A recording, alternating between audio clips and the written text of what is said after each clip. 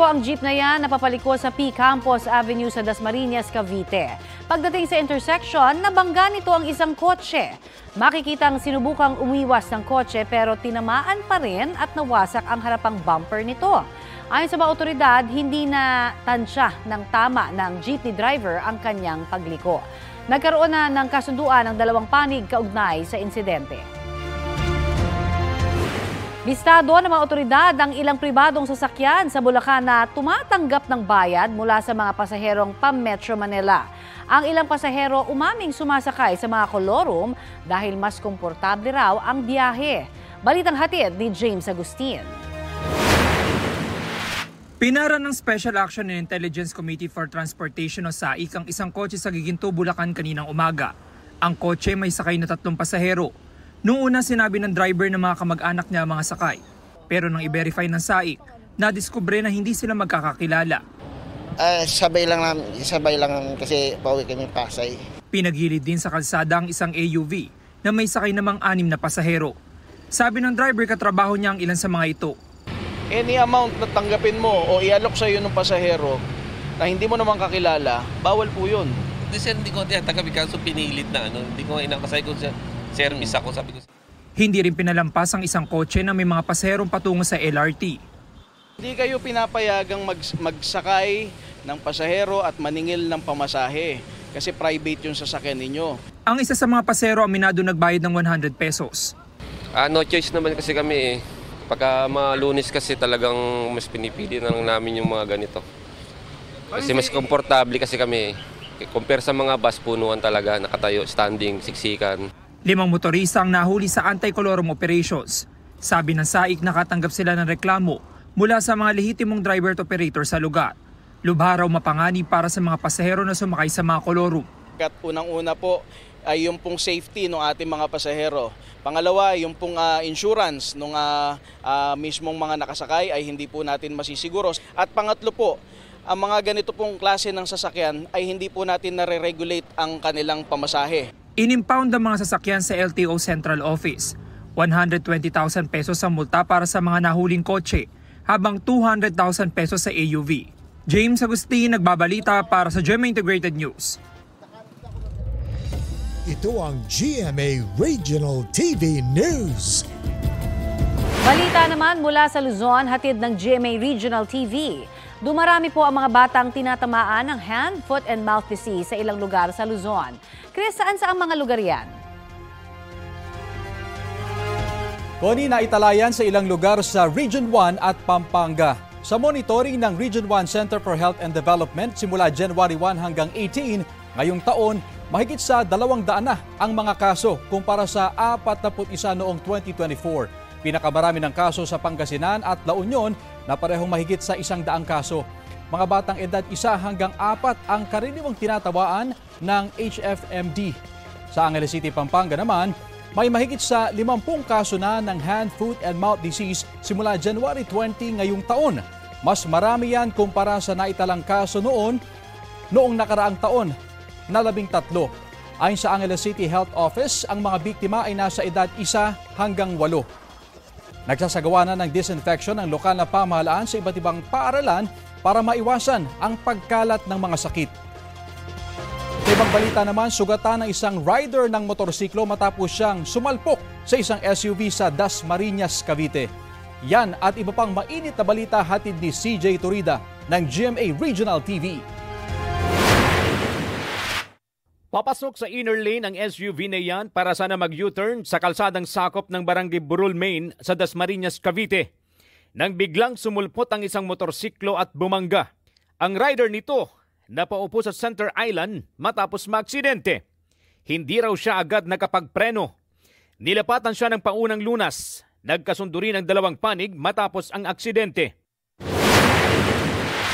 3 linemen ang kabilang sa 4 na naaresto matapos mahuling nagnanakaw ng kable ng isang telco sa barangay ni Baliw Vidal, San Fabian, Pangasinan. Ayon sa mga otoridad, umabot sa 12 metro ang haba ng ninakaw na kable. Tinanggal yung cable wire. Ni-roll yung nilagay sa sasakyan. Sakto po na nagpapatrolya po tayo that time. Tumangging magpaunlak ng panayam ang mga naaresto. Ngunit ayon sa pulisya, inamin nila ang pagnanakaw. Isa sa kanila ang nakapagkain na ng piyansa. Tumaob sa palayan ng isang pick-up matapos bumangga sa traffic sign sa Bacara, Ilocos Norte. Sa investigasyon, galing sa isang bar and restaurant ang pick-up na may 12 sakay. Habang palabas, nag-overshoot ito sa kurbadang bahagi ng kalsada at dumiretso sa palayan. Tinagbo sa ospital ang mga sakay ng pick-up. Wala pang pahayag ang driver nito na napag-alamang nakainom nang mangyari ang insidente. CJ Torida ng GMA Regional TV, nagbabalita para sa GMA Integrated News.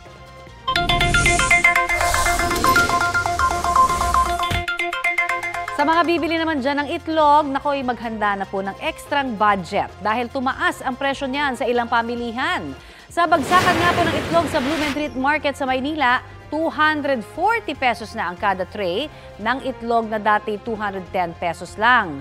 Hanggang 2,000 pesos naman kung kada case. Ayon kay Agriculture Secretary Francisco Tiu Laurel Jr., nakakaapekto ang pagkalat ng bird flu sa Amerika sa supply ng mga itlog sa world market. Nangangamba ang DA na baka magkaroon ng shortage ng itlog sa Abril. Pero sabi naman po ng Philippine Egg Board Association, sapat ang supply ng itlog sa bansa hanggang Abril at Mayo pa nga dahil sa mga lokal na produksyon. Sa ibang pamilihan sa Metro Manila, 6 hanggang 8 pesos ang kada piraso ng Peewee egg. 8 pesos and 50 centavos hanggang 11 pesos kada piraso naman ang jumbo size.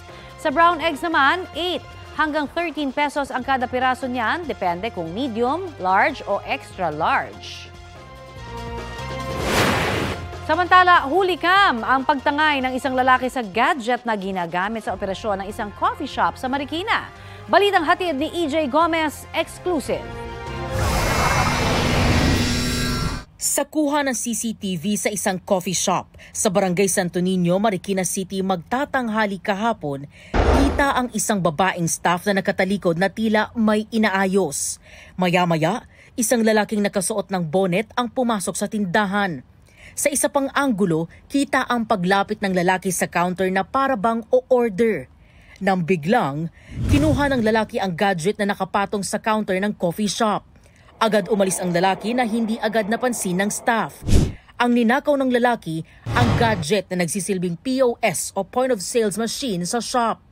Ayon sa may-ari ng coffee shop, aabot sa 15,000 piso ang halaga ng nanakaw na gadget. Yung staff po namin, may sinasalin po siya sa container na ginagamit po namin na paninda. Mabilis po yung nangyari. Kinuha niya po yung tablet ng marahan lang, then lumabas po siya ng dire-diretso. Tinago niya siya sa tagiliran niya. Nang i-check nila ang GPS ng gadget, natay niya na agad yung cellular kasi may cellular po yung gadget. So kapag nakapatay po yun, hindi na po malolocate yung ano. Then mga ilang oras lang, no location found na po siya. Bukod sa pag-file ng reklamo sa barangay, nag-post din sa social media ang shop owner ng CCTV footage ng nangyaring pagnanakaw na agad namang nag-viral. May nakakilala sa kanya and then gumawa agad ng follow-up na investigation ng ating barangay. Napapadalas daw sa lugar ang mga insidente ng salisi sa mga establishmento ayon sa barangay. So dahil po sa nangyari, syempre naapektuhan po yung daily operations namin since hindi kami makapag-punch kung magmamanual na lang po kami, ganun po siya. Sana ibalik niya na lang po kasi talagang kailangan po namin siya sa business po namin. Nai-report na sa pulisya ang insidente. Patuloy naman ang pagtunton sa salarin. EJ Gomez, nagbabalita para sa GMA Integrated News.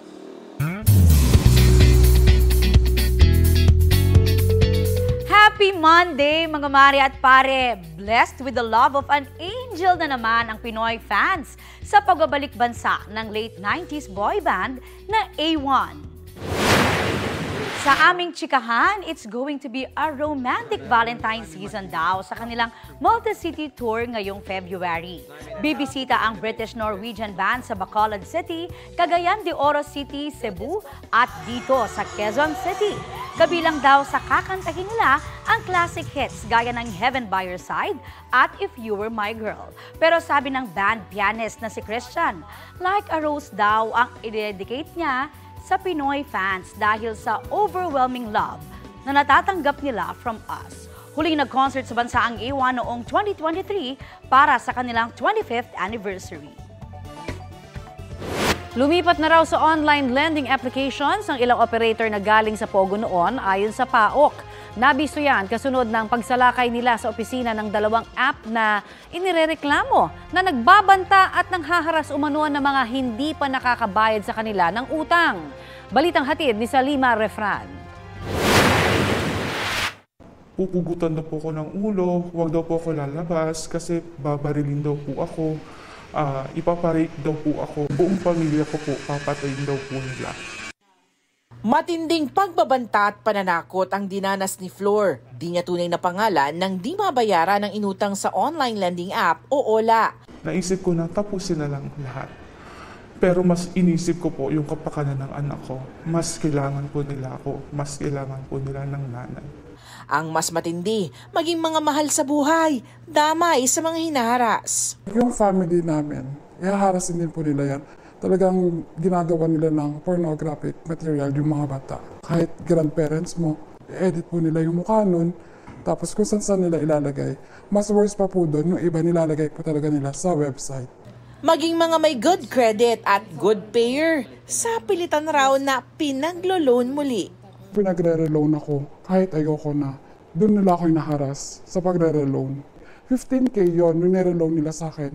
7K lang yung natanggap ko. Tapos kung ibabalik ko rin yun within a second, kailangan ibalik ko yung 15K. Araw-araw po yan, tatawag po sila, starting po ng 6 a.m. Every 5 minutes, tatawag sila, iba't ibang number, iba't iba rin po yung nagte-text. The more that parang instant yung bigay sa'yo, ang laki ng sacrifice. Lulubog at lulubog ka po kasi ang kanilang interest is 40 to 50%. Bukod pa po sa interest, may mga hidden charges pa sila, mga penalties. So talagang, imbis na makaahon ka sa inutang mo na hindi mo naman nakuha ng buo, malulubog ka pa sa interest, malulubog ka pa sa mga penalties. Kaya ang NBI at PAOK sinalakay ang dalawang online lending application sa Makati sa bisa ng search warrant. May nadatnan pang mga script sa mga computer para manghikayat na mangutang, pati na paniningil ng pautang. Marami na pong yung mga nagtangka magpakamatay, nasira yung buhay, nagkaroon ng depression. Ilan ang kliyente mong kinukulit kada araw? 100 plus po. Paano mo kinukulit o sinisingil? Reminders lang po na kung pwede sila makapag-advance. Kayo po ba yung nananakot din at nagbabanta sa mga naglulong sa inyo na hindi nakabayad? Hindi po, wala po kaming ganong ma'am. 131 ang mga Pilipinong kinustudiya ng NBI at PAOK doon sa ginawang raid sa mga online lending applications noong isang linggo.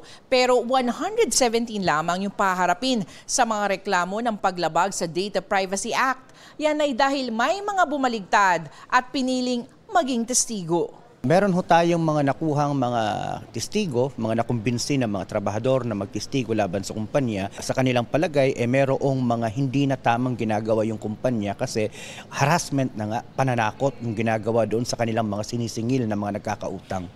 Sa investigasyon ng PAOK sa online lending applications na raw lumilipat ang ilang operators sa mga Pogo, ngayong bawal na ang mga ito.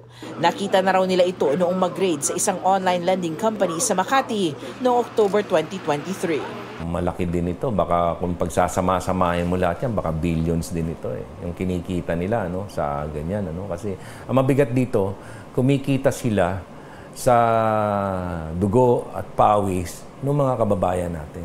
Talaga na-establish natin na ito is hindi lang locally but internationally ang operation nila. Ang nakita natin dito is Chinese din na nagpapatakbo. Ang nabago lang, mga Pilipino naman ang mga empleyado. Ang nakakalungkot kasi dito, ang niloloko dito mga Pilipinos. At ang mga nanloloko, ang mga nangaharas, ang mga nagbibigay ng sakit ng loob is mga Pilipino din. At ito, ang nagpapasunod sa kanila, nagpapatakbo ng operation, ay mga Chinese o mga foreign nationals na siyang nagsisilbing mga boss nitong loan applications. Ang SEC o Securities and Exchange Commission ang nangangasiwa sa mga financial lending instruments tulad ng mga online lending applications o platforms. Mula 2023, halos 24,000 reklamo na tungkol sa unfair debt collection ng mga OLA ang kanilang natanggap. Pero mahigit 300 lang ang nagpormalisa ng kanilang mga reklamo. May mga kasong naihain na ang SEC sa piskalya laban sa mga korporasyong may hawak sa mga nirereklamong mga ola. Sa SEC Circular 2019-18, nakalatag ang mga pinagbabawal na debt collection practice tulad ng mga pagmumura, pagbabanta at pagsasapubliko ng impormasyon. Yung sa permission to access gallery, contacts, cameras, microphone, talagang pinagbabawal yon. We officially write our partners and request for removal, monetary penalty, suspension, revocation after the due process. Sanima Nefra, nagbabalita para sa GMA Integrated News.